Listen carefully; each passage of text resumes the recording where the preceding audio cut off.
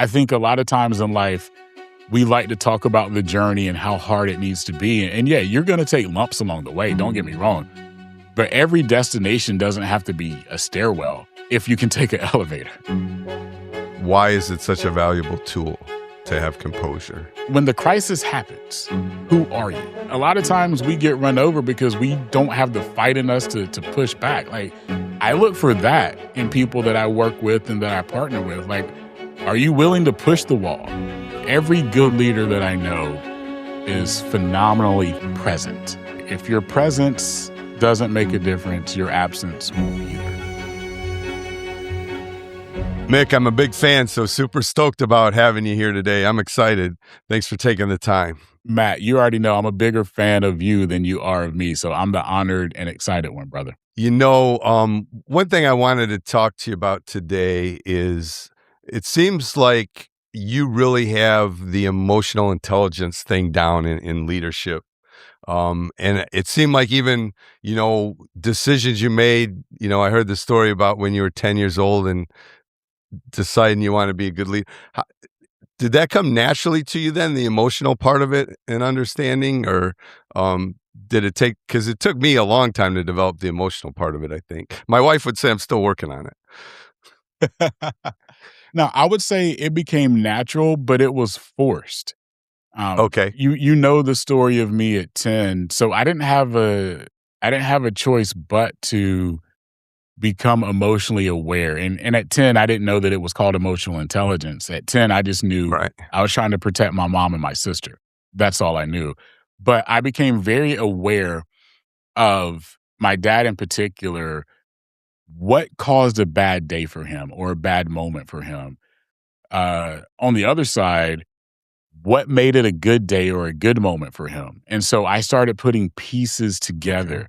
And so if I could control the situations or the environments, then I would do that. And that created that naturally in me from that moment on. So I'm the person that's always, one, aware of surroundings, but two, getting to know people so that I can understand, like, what are their triggers? And triggers don't necessarily mean bad. Like, what are their good moments? What makes it a good day? What frustrates them? What upsets them? What causes the feeling of overwhelm for them? But all that started at 10. And like I said, it was forced, but then it became very natural. That makes perfect sense the way you described it there. It seems like it would be a good thing to help other people have a good day or help other people excel. Right. The entrepreneur part of you, was that always there too for you? I'm ultra competitive, Matt. Like, I am probably one of the most competitive people that you'll ever meet. And I started realizing that when you talk about wealth and whatever wealth means to you, right? Like, different people have different signals of wealth. But what I realized was that the wealthy person is the one that can sign those checks, right? Their name is on the check that's given to you. And so at like 16, I realized that helping someone else build their dream is great, but if you can build your own dream and you can control it, that's pretty special. So I became an entrepreneur for the first official time at like 27, just because I wanted to understand the ropes of insurance. So I started with a great mentor of mine, Mark Vitale, who owned a nationwide insurance industry or an insurance agency. Okay. And he taught me all the things of growing and how to really sharpen the toolbox, as I like to say. And so at 27, I decided to start out on my own. And I can knock on wood and say I've never worked for anyone since, because I understood how to control my destiny at that point. And you started with your first entrepreneur thing was selling insurance then? Absolutely. I started an insurance agency from scratch. Didn't know a single soul when I moved to Florida, except my in-laws. And 3 years later, I was able to sell that business for $17 million. That's amazing. So you spent some time even telemarketing back in the day then? Oh, definitely had to. Yourself like, dialing cold calling was the way of the world at that point, right? Yeah, that's one.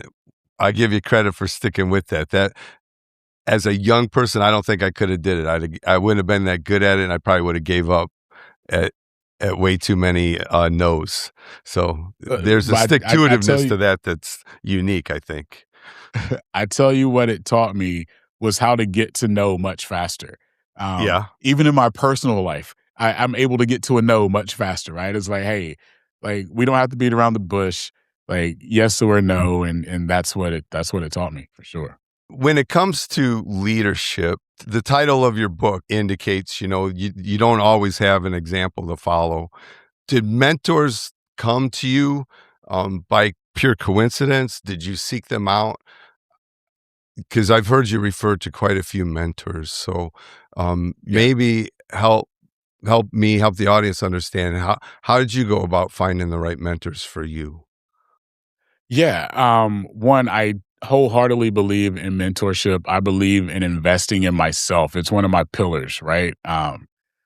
In order to go places you want to go, in order to get to things that you want to get to and accomplish those things, you want the shortcuts of others, right? So Oh I'm yeah. always selective of what do I need in this moment? What do I need for the future to be the best version of myself? And so that's where mentorship came into. So, um, you know, I just talked about Mark Vitale, who was my very first mentor in business, who taught me, you know, how to say yes to things, how to scale a business.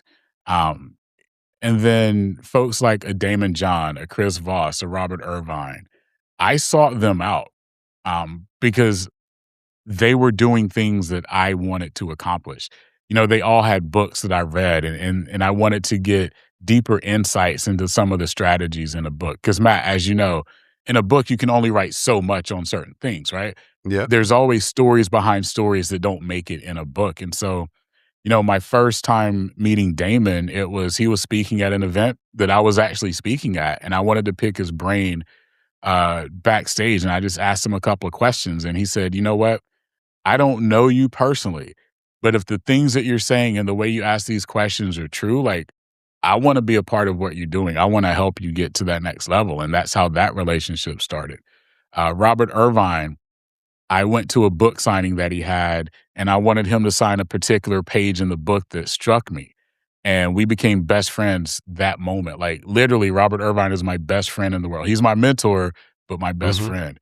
And a Chris Voss, the things that he does with the Black Swan Group, just from negotiation and tactful empathy, like those things mattered to me. So I would tell everyone, seek out mentorship. The people that you think would never talk to you, I Hmm. promise you, the reason they have these mastermind groups, the reason that they have these courses that they do or these access programs is because they do want to be available to you. So invest in yourself because I wouldn't be where I am without mentors. Like, I'm not going to sugarcoat it, right? Like, as good as I think I may be, it took connections with the Damon, with the Robert, with the Chris that opened my mind that then opened doors. And so, for everybody that's watching, everybody that's listening, the best thing you can do is get in rooms with people that you look up to. I firmly believe in it. It's been the same way for me is um, hire people smarter than me, ask questions of Right. people doing things that I want to be good at. The great thing today is you do have so many. You can watch videos, all kinds of Yeah. tools that we maybe didn't have when I was young. But absolutely, I didn't go to college, so it's very much school of hard knocks or learn from people around you. And it's so nice to learn from people who have been successful at something. It's definitely a way to hack the things quicker. Oh, for sure. I mean, like Robert will tell me all the time, like, there's stairs and there's an elevator. You don't have to prove that you can take the stairs anymore when you I have a love it. mentor that can press the button that can help get you to where you're trying to go. Like, I think a lot of times in life, we like to talk about the journey and how hard it needs to be. And yeah, you're going to take lumps along the way. Don't get me wrong. But every destination doesn't have to be a stairwell if you can take an elevator, right? Like, if the elevator is open and available, take it. And that's what mentorships provided me. I say the same thing. I say, look, I just wanted a hole. I didn't tell you how to dig it with a spoon. I just, you Right, could have used right. the backhoe and got there in 2 minutes. I wouldn't have cared. I just needed a hole. Exactly, exactly. um, on the similar note, you very much, well, you said it already on this podcast about growing yourself, investing in yourself. seems to be something that not everyone does. Even in my organization, when I look at levels of middle management and stuff, I wish people were hungry to improve their skills rather than just rely on their experience.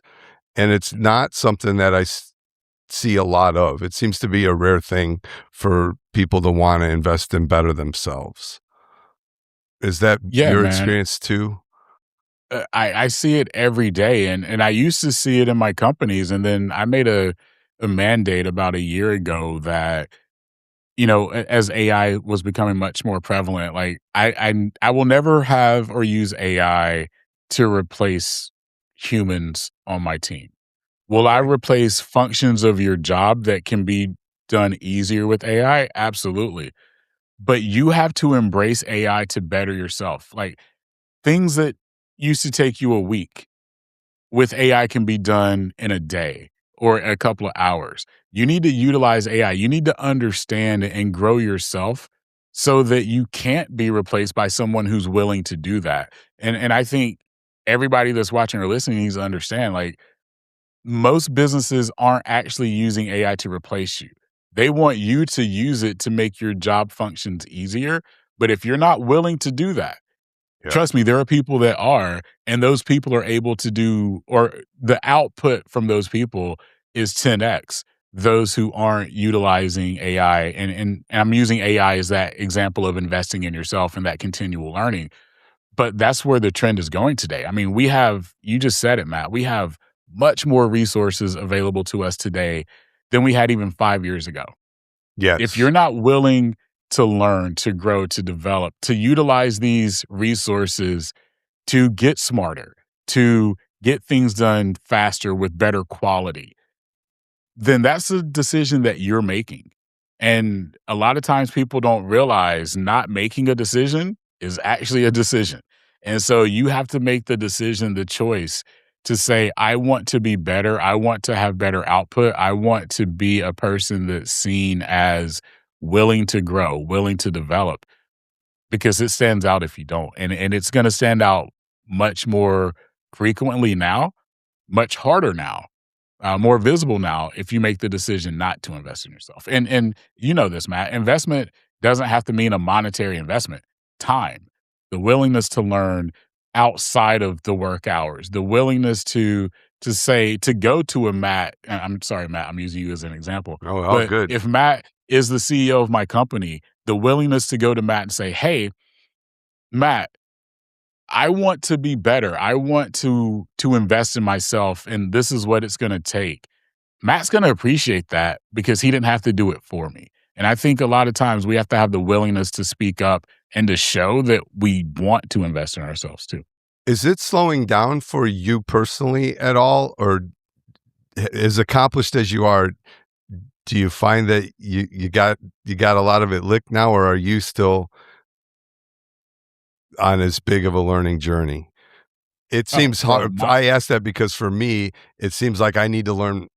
I feel like I need to learn more today than I needed to learn 5 years ago, which is crazy because I think I've learned so much. But I'm becoming ever more aware of how much more I need to learn. It feels like every day. Yeah, I mean, I will tell you what I do. I mean, yeah, I have an AI company. So as AI continues to evolve, we have to not only keep up with the trends, but set standards in our industry too, right? So we like to be the measuring stick. But for me personally, it can be overwhelming with all the things that are going on. So instead of going wider, Matt, what I do is I just go deeper into certain things. So like I don't want to try to pretend to know everything, Right. but I definitely want to know the things that I know and to get credentialed in the things that I know because that shows my partners, that shows our clients, that shows our prospects that we are willing to protect them. And to me that's what knowledge is, right? Like the more knowledge I have, the more I can make it safe and protect those that depend on me or my companies. And so again, we're never going to pretend that I'm never going to pretend like I know everything because I don't. But what I know, I can promise you and you can believe and trust that I know it because we go deep in and we get credentialed in all the things that we do. I had the privilege of being a guest on your podcast. Thank you for that. And what I noticed right away is the unique thing about yours, which is you're always looking for everyone's because. And Mm. and that to me opened up a deeper level of conversation probably as a guest. How did you have that intuition to go about it that way? Yeah, so Simon Sinek, who I love, wrote a book that start with why. And for over a decade, we've been Refer to talking that a about lot. your Yeah. why and what's your why. Mhm. And while I love that, I took it literal that you should start with your why, but then what you're actually fueled by is what I call your because. So, and Matt, we did this on the show, right? So if I ask you, what's your why? And then I say, well, why is that your why?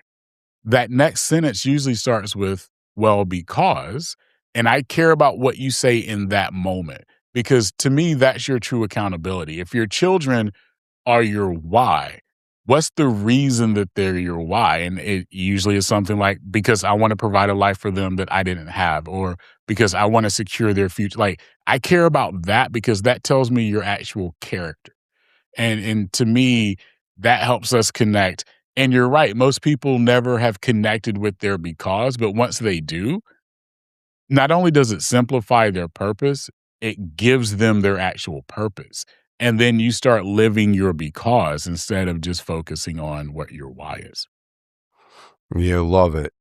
Um, I it was very apparent to me like this is gonna be different, and that's probably why your podcast is such a success because you're doing that with every guest. It's all about the guest. Everyone has a unique journey that they've been on. Everyone has a unique because.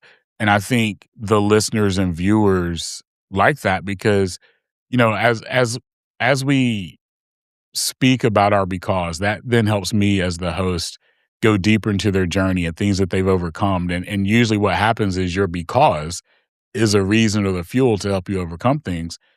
Everyone in the world is going through something, has gone through something, and will go through something. And I think a lot of times we just need that confirmation that, hey, as successful as a Matt Ebert is, he's gone through something, right?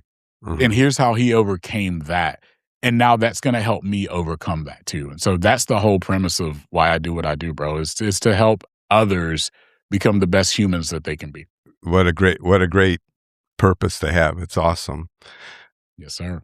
Wanna maybe next ask you about some things you've said about leadership, kind of key insights that you share, and ask you about them one at a time. First, um, you've said that the team is reading you before you say anything. And Mhm. what maybe talk about that for me if you could. Yeah. So I have this saying, right? If your presence doesn't make a difference, your absence won't either. And every good leader that I know is phenomenally present.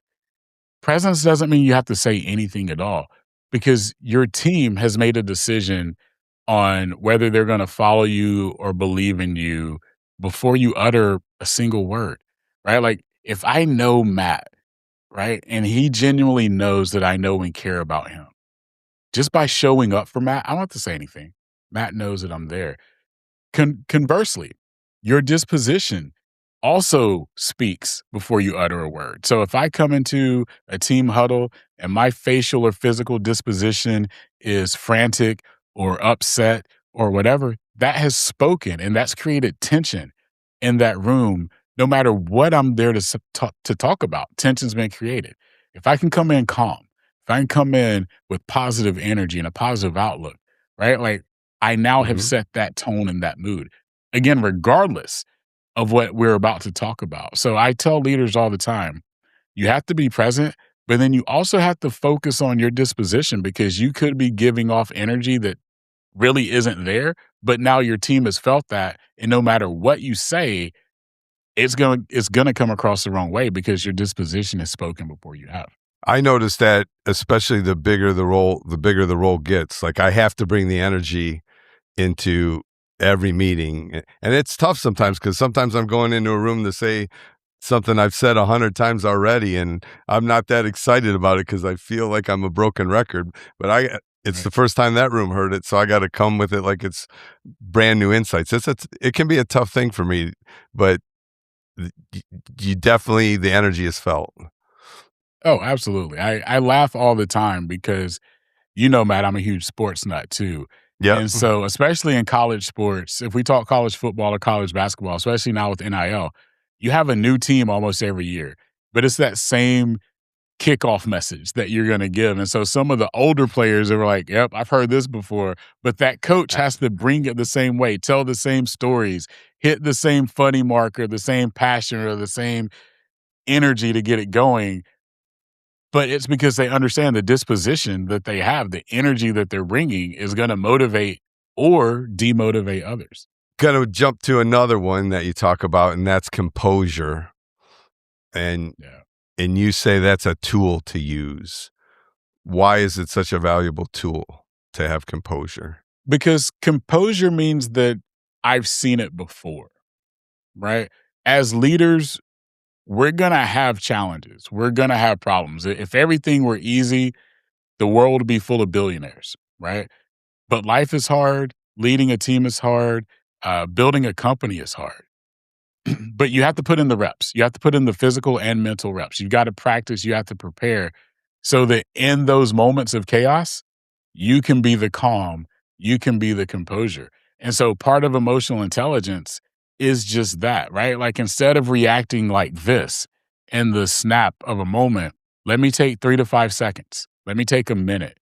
Let me gather myself so that my response, one, is composed, and two, is thought through. I mean, we've all been in the situation. Matt, as much as I feel like I get emotional intelligence right, I still have to practice it, dude, because there's moments where I want to respond really quickly to an email or to a social comment or to a review or whatever. But then I have to realize, like, hey, like, one, maybe it was the truth. And then two, how I respond is gonna be how I'm remembered, Mhm. right? And composure allows that to really sink in because as a leader, if you're watching or listening, I want you to understand, you're really judged in your moments of response. How you respond is usually the mark that you're leading your team with and that you're leaving your team with. And if you're not composed, the last thing that anyone's ever gonna remember is, oh, well, Matt was really frantic when he came in, or Matt was really nervous, or Matt just went off and didn't try to understand anything we were trying to say. Like this rubbed Matt the wrong way. So now I know how to get under Matt's skin, or now I know how to tell the story of who Matt is. So my version of Matt is what I'm going to go tell 500 other people. And now, guess what, Matt? Those 500 other people, that's who they think you are too. And That's so right. composure allows all that for you to control your narrative of who you are. But number two, it's just a good thing to practice to make sure that you understand moments, that you've prepared for moments, and that it doesn't overwhelm you. You know, I have the composure thing pretty good, I believe. Of Mhm. course, somebody else may say different, but and literally, it's because the company's so big. Like 1,000 things go wrong by 10 a.m. And if you weren't Right. composed, like I'd probably be in have a nervous breakdown or ulcers or who knows what. But I bring this up because what I've also noticed though is there are times where the composure works against me because the audience, and this wouldn't be necessarily, I'll set the stage for this, say a boardroom or at home with my wife, like they're looking for me to be Yep. excited. And so like the composure almost is like sending off a signal that I don't see the problem like they do. And so Yeah. it's backfired on me. Does that have you ever ran into that? Does that make sense? Oh, yeah, absolutely. And I think what you're actually describing is more calm than composure, right? Like, I Okay. think sometimes your disposition can be calm or relaxed. And some people are like, well, wait, are you here? right? Are you that stoic in the moment that you're not emotionally available or emotionally present? So I think again, understanding your surroundings. So again, when I said part of composure is the mental and physical reps, right? It's being prepared. Well, if you know that you're in this boardroom and that they're looking for that energy, you can still be composed and deliver high energy. You can be Yeah. composed and deliver no energy, right? So I think it's understanding who you're being present for and the energy that's needed, but that energy is still composed, right? Because you're controlling it. So when I look at composure, I look at controlling those emotions. So I can control my emotions and bring them up when I need to. I can also control my emotions and bring them down when I need to. So composure for me is just controlling those emotions. Yeah, or even a customer. Sometimes I find Yeah. in those moments, what's helped me is just to acknowledge, like, you know, I understand you're upset, or I yes, you're right. This is a big problem. Yeah. Now now let's talk about what we can do to remedy it, make it right, whatever the conversation may be. But what's helped me, because I've noticed it backfire on me to be too composed, is to just acknowledge, hey, this is a big problem. You're right. Now let's get to it. Do you have any advice for things you do ahead of time? Say you're heading into a hard room, like you're going in to deal with a problem where maybe the company's messed up, or it's a tough negotiation, or even you're nervous maybe. Is there things you do ahead of conversations that or presentations to get yourself composed? Yeah, one, I'm always prepared, bro. Like I am going to be over prepared because I focus more on scenarios. I focus more on the questions that get asked or don't get asked, right? And so I like to be over prepared in those scenarios. So I'm going to think through everything. I'm never going to wing it. I'm going to take as much time beforehand as I can to think through what the different people in the rooms could ask, right? What are the feelings that they have? Like I want to know the room. I want to know the situations. I want to know the scenario. So I like being over prepared. I like to practice.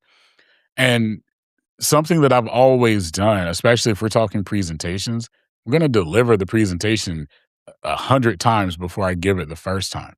Just because I need to feel natural. Like anybody that's watching or listening that does presentations, like I will tell you, my biggest focus is on the transitions between topics. Like, how do I go from this topic to the next very smoothly, right? Like, I like smooth transitions, whether that's I'm going to tell a story that leads to the next topic, or if I have points that I want to make, I'm going to have stats around it. One of the things I learned from a Les Brown is never tell a story without a point and never make a point without a story. And so being able to tell stories, I think is really, really cool. And so that can be in any scenario, right? Like, Matt, you're dealing with a customer and maybe this part isn't gonna be right or there's gonna be a delay. Well, can you tell a story that can then make that person resonate that closes it home? Like, "Hey, this happened to someone just like you, but 2 weeks later, we were able to make it happen, and they actually enjoyed it because we got a better part for them. It was more secure," like, whatever it is. Like, if you can tell a story, people resonate with stories versus you just giving them points and facts. I coulda used that line, never tell a story without a point, this weekend. I went away with some buddies, and I heard the same story probably several times. I woulda loved to use that line, and it eliminated having to hear the story all over again. There you go. Sorry, just reminded me of that. But, if you're always that prepared, I'm curious, you must then be that you must approach, you said you always are, so you must approach your podcast that way too. And Yeah. curious on that, because I've seen some others that go the opposite way and say they don't prepare that much at all because they just want to be naturally curious in the conversation. And they seem to be pretty successful too. Yours is the prep route. It sounds like be prepared. Yeah, I like to be prepared because I wanna know Matt. So if Matt's a guest on my show, I wanna know Matt. Like, I'm not gonna script questions, but I Right. wanna know Matt so that I can take Matt on the journey that I want Matt to go in and go down. And you also know this, Matt, being a podcast host, like, it's not natural for some people to be interviewed, right? Right. Like people are gonna give you yes, no responses, and so you're the host, and it's like, Those are the great, we tough got another ones. 30 minutes to carry this episode, right? So the more that I know Matt and that we research Matt, I don't need to give every story if Matt is amazing at being a guest. But there are moments where it's like, okay, I can see maybe Matt's a little nervous or Matt hasn't done this before. I still want Matt to be a superstar on the show. So that's where research really goes in and being prepared so that, again, I don't ever script questions, but if I know a little bit about Matt's story or his journey, we can get Matt to talk about that because once I find that question that I ask that gets Matt to drop his shoulders and lean back and start to reflect, now I know we've made that connection. And so that's what research does. Like, I need to find the connection so that Matt enjoys this moment, and the moment is always about Matt. Love it. I I really spend some time trying to understand my guests too. When you get tempted sometimes when guys tell you they go in unprepared and do great because it takes a lot of time to prepare, but I take your route to it, whereas everybody's got a different approach, I guess. Yeah, again, I'm prepared in case I have to carry the interview. Like, most times my guests are great, and I don't have to do that. All my guests are great. Let me say that. Let me say it differently. All my guests are great. I've had the There tough are ones where you times get where the it's like one-word answers. That's a lot of work. you get the one word answers, and it's like, okay, now I need to go to my research and my preparedness. Like, what's the story? What that Matt's going to be able to tell that he's going to connect with? So again, he's relaxed, and then that interview dynamically starts to change. And I know, Matt, you've seen it on your end too, right? Where it's like, okay, this was the question that got them going. Now I can just do follow ups to this one thing or these two things. And before you know it, the episode's over. And like, that's what, as a host, that's what I enjoy. Where it's like, I look down and it's like, man, I thought this was 5 minutes and we've already done 30, 35. Like, now I got to figure out how do I wrap this up, right? That's a good problem to have as a host. Are are you having fun in your show? I am having so much fun because my guests are telling stories that they typically don't tell. Like, because no one's asked about their because or their purpose. And it doesn't matter. It could be a comedian and they're not a comedian when they come on, right? Like they're not joke telling. And so as an Mhm. audience, you get to see this other side of people that you didn't know. Like when Matt came on, right? Like we're talking about his journey of starting and the school of hard knocks and all the things that you went through. And no one would have thought that this billionaire didn't go to college, right? Like no one would have thought that it was because of an accident that you got into cars, right? Like we got to hear Mhm. those stories and those passions. And as a host, I remember those things, right? Like I remember the Matt conversation. I remember, although like you and I both know, like we both are very cool with Damon and he talks and tells a whole bunch of stories. But when you really know Damon, like you hear things that he doesn't talk about publicly. Yeah. And so for him to have, we had those moments on the show, right? To have a Kevin, like all the cool people that have been on the show, you get a different side of them. And that's what I enjoy. And that's why it's fun for me. Have you made new friends because of it? Amazing friends, right? Like you and I are friends. Like I will tell you people that I've looked up to that I've followed for a long time to have them on the show and then it's like we stop recording and we exchange numbers and now we're texting and when I'm in their city we're doing lunch or dinner or hanging out or when they're in my city or close by like we hang out like that's been so rewarding to like meet genuine people that yeah you thought they were genuine but like to really get to know them and become friends with them is very powerful. Yeah, I've had that same experience. Even like with you, you refer me to your nephew who's in the same industry, and him and I stay in Right. touch now. So, like, you just Yeah. never know where the conversations lead. It's crazy though because I mentioned, before we started recording this, it's recently that I learned that most podcasts don't make it to 10 episodes, and Yeah. that must be because it's harder than it takes more work than people think. Yeah, just talking in general, right? People think, "Oh, I'm gonna have a podcast and we're just gonna talk and we're gonna do whatever." And then you start to look at numbers, and I think everyone thinks that I'm gonna do an episode and like 2,000 people are gonna listen to the first episode. Dude, my first 7 episodes, it might have been 20 people that listened to them, right? Mhm. It's just because it's new. There's so many podcasts that are out there. So I never went into it looking at it from a earning money side of it. I just wanted to spread the message of because. But you're right. Most podcasters don't make it past 10 because the editing takes time.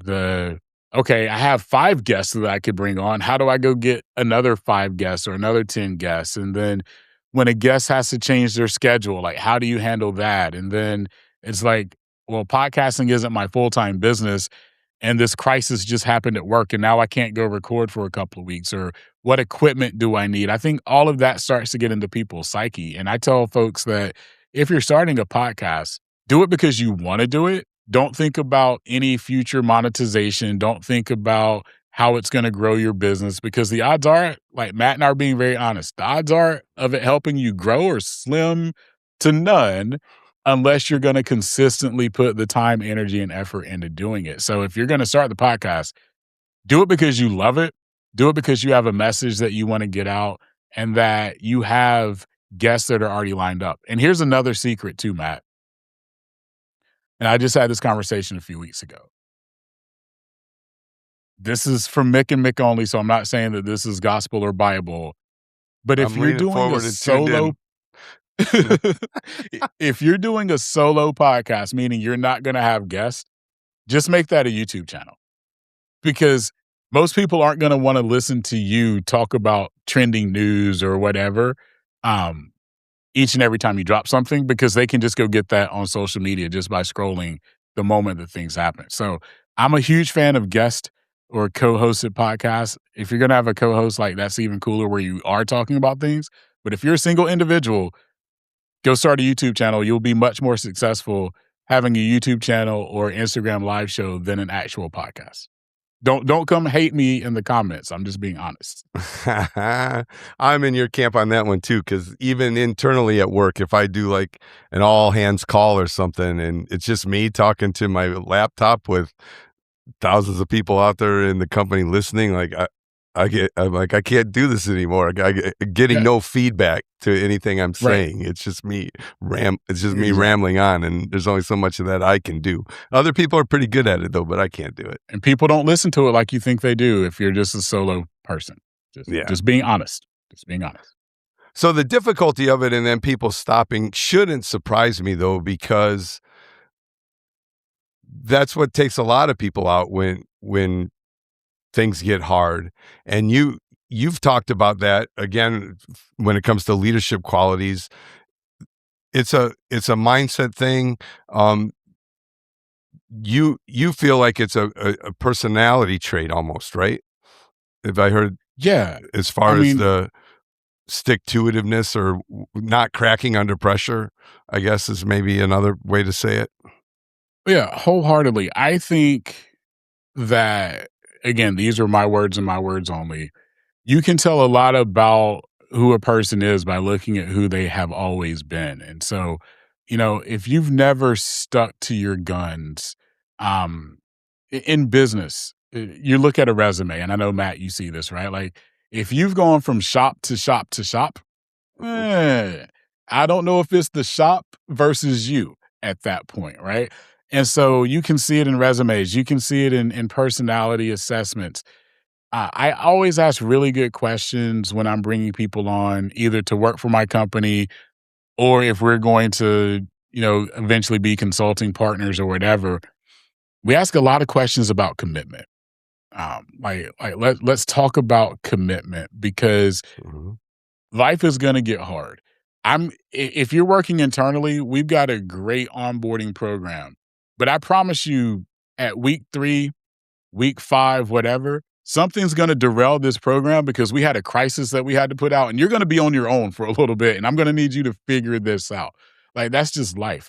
If you're an entrepreneur, starting a business, buying a business, whatever, it's always hard. It looks great on paper. It's great the first couple of months, but then the honeymoon's over, right? Life happens. Even in your personal life, literally, the honeymoon gets over at some point, right? Like Mhm. you start to learn about yourself in those moments. And I think we've been lost because social media has made it really easy to appear to be a superstar, or social media has made it really easy to appear that everything's always perfect. But the reality is it's not. And Matt, I know you know this, and I can be vulnerable, man. Like, there are things that I got wrong, right? Like, there are things that I thought I was doing really well, and then the carpet gets swept out of your feet, and you have to find out who you are.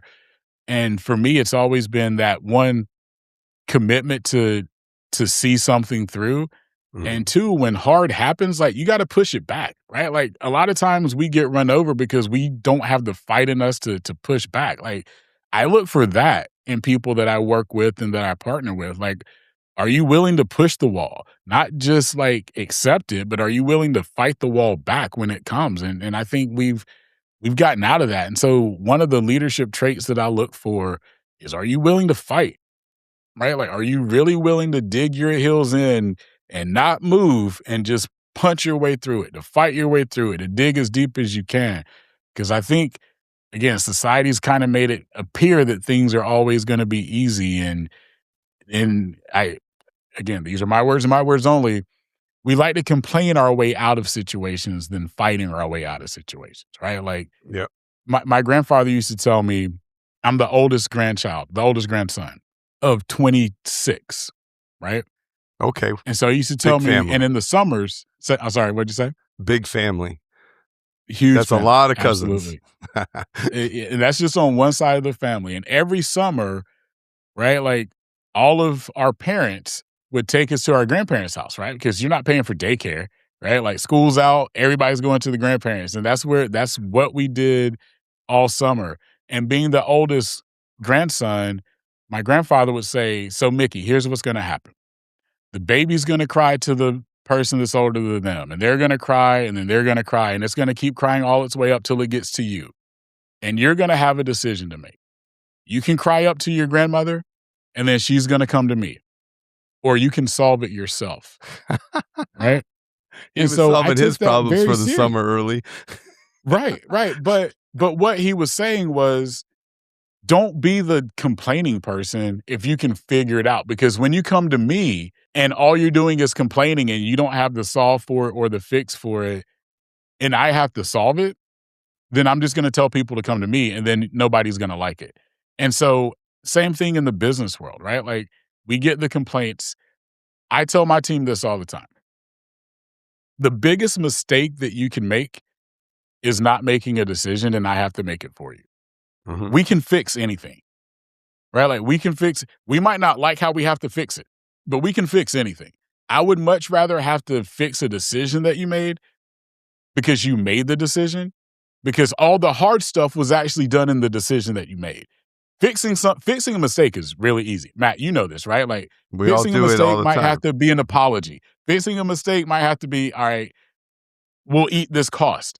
But because you were willing to go make the mistake, or to make the decision, if 80% of the time you're right, I'm okay fixing 20% that I never had to go see. And Mhm. that's the lesson that was there for me. And you've gotten pretty intuitive on recognizing it in when you're interviewing for it or you're talking about a company consulting for it, because I feel like those are questions that people know how to answer. Whether or not they really l- walk the walk is the next thing to figure out.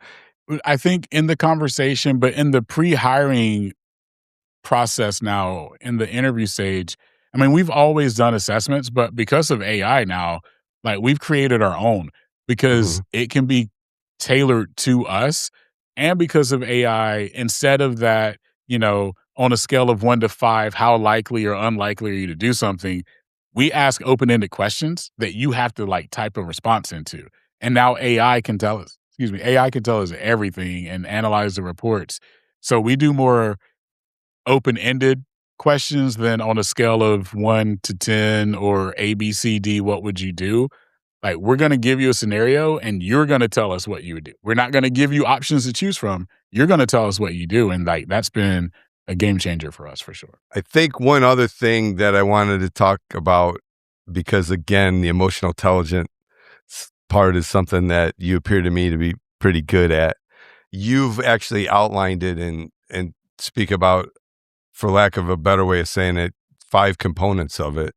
Um, am I right? You got an acronym around it. Maybe talk about the development of that, and if you could for me. Yeah. So, I mean, I think most people understand the pillars or can see the pillars of emotional intelligence, but I'd like to put it in English, like everyday terms, right? Like, I think, or not, I think it's a fact that in the United States, regardless of how much education you have, most people actually communicate on an eighth grade level. So, doesn't you could have a doctorate.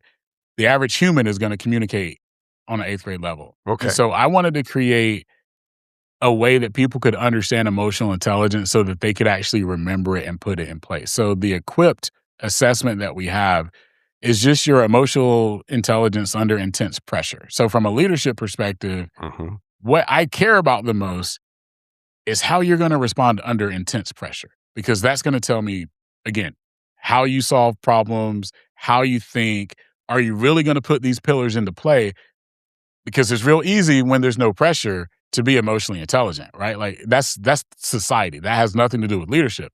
It's when pressure happens. Love this That's answer. when it Yeah. becomes like, what are you really going to do? And so that's how we broke it down. Are you going to have self awareness, which is the first part, right? Like, am I going to understand why this pressure brought this or these emotions? And that's the first thing, right? So there's a crisis that happens in one of the shops, Matt, right? Like, Mhm. we uh, a vehicle fell off a column, right? Like Mhm. that's pressure. What are we going to do? And then, so Yes. when that happens, why did this emotion come about? Understanding what that emotion is. Self awareness is number one. Then, two is self regulation. Now that I know the emotion that I have, how do I regulate this? What's the conversation I need to have with the client? Or before that, what's the conversation I need to have with Matt? Right? Like, hey, Matt, Mhm. uh, this is what happened. Right. And then we talk about social skills. Now we talk about the communication aspect, right? Like, am I going to choose the right words to speak to Matt? Am I going to choose the right words to speak to the client? Motivation. Am I motivated by this emotion? Am I demotivated by this emotion? Like all those things, all those strategies. Like that's what the equip really does. It's when the crisis happens, who are you? And again, like I would say not just me, but Forbes looks at it, Deloitte looks at like all these big companies are like that assessment is the one. Agree 1,000%. I call it resilience. If you're not resilient, you certainly can't manage well. Um, Right. you talked about, and then communication, super key to success. And I find that a lot of people were not good at communicating. And then the other one you mentioned is self awareness. And that's another one. Like, I feel like people aren't that self aware in general. No, I mean, I would say, and there's actually a stat that Forbes had. 90% of people think that they're self-aware, but only 10% truly are, right? It's a big And I gap. was probably in that 90% a long time ago where, yeah, I think I'm self-aware, but then understanding and being able to name the emotions that you're feeling. And most people, when they think of emotional intelligence, they think of it as a bad thing or a soft thing. But like emotions can be good too. Like I want to know, oh, why did this make me happy? Right? Or why did this make me anxious? Or, why did this make me nervous? So like being able to name the emotions in the different situations that you're in, because everything that we do is emotional, bro. Like as humans, we are emotional people. That's what separates us from a lot of other mammals and living things on Earth is because we do have more emotions than any other creature out there. And so to understand the emotions that we have and being able to name them is the starting point of emotional intelligence. Like you can't have emotional intelligence if you don't know the emotions that you have. Couldn't be a more true statement. And then learn to recognize them in others would be the next thing you got to do. Exactly. Exactly. So you've been pretty successful at selling as well. I mean, you mentioned starting out as a insurance salesman. Similar keys to success in selling as in leading. Oh, Do you absolutely. find they overlap? Everything they the keys are the same. And I'm a salesperson by heart, by nature, right? Like there's nothing satisfies that satisfies me more than closing a deal. Like closing a deal is just like, I love it. I live for that. And because I've known emotional intelligence, again, I wouldn't have called it that when I was 10, 15, 16.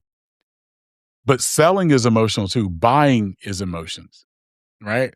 And Mhm. so I teach this class on the emotions of selling because everything that we do is emotional. And so if I can connect with Matt on a level and I can understand Matt's buying emotions, and there's a process and there's a way, there's questioning strategies to do all of that too.